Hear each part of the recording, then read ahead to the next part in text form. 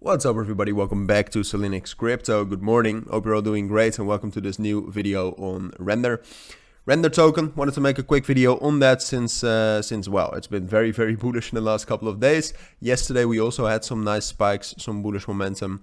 So I wanted to give you my thoughts on that, kind of what's happening, but also what I expect for the upcoming few days. So I actually wanted to check out the where the volume is coming from Rndr, but my internet is acting up. It's very slow. So we'll have to start with something else. And before we dive into the technicals of Rndr, I do want to say that if you want to receive daily trading signals from me and join my trading signal group, check out the links down in the description or the pinned comment, and there you'll find instructions on how to join. But now on to Rndr.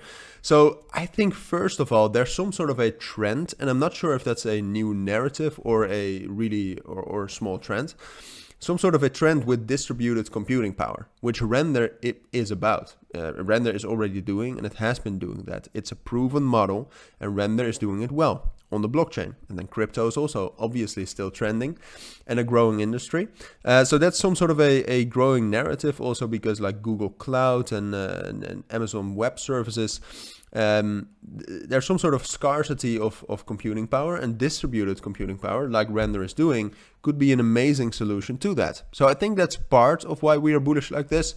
If you take a look at the volume, you can see that there's like a bit more volume coming from sources which I don't like that much, like Hotcoin, FMFW, HitBTC, and some and BTC Turk.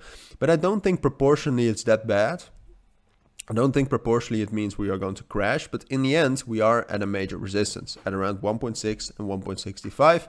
And we have some major economic numbers coming out today. So even though, excuse me, just taking a quick look at Bitcoin. So even though I do not expect a crash, it is a possibility. Right now you can see that we are above this 1.55 level, but we're struggling with 1.6, 1.65. What we want to do is obviously break above 1.6, 1.65 and get up to our next price target around 1.8 and 1.85. Is that possible? Yes. Is that the most likely scenario? In normal market circumstances, I would say yes. But we are not in normal market circumstances. We have big fundamentals coming out today. So altogether, what I expect is that ahead of the inflation rate, I don't think we'll see that much movement.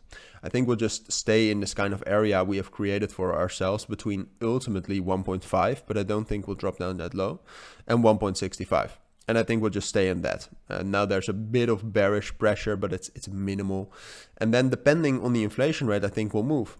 Whereas the only thing you need to know is that if it's higher than expected, especially the inflation rate and the CPI, that's bad. And if it's lower than expected, that's great. So if it's lower than expected, I think we can break above 1.65 and easily get up to that 1.8, 1.85 level. If it's higher than expected, I think we'll drop down to this level at 1.4 and 1.35.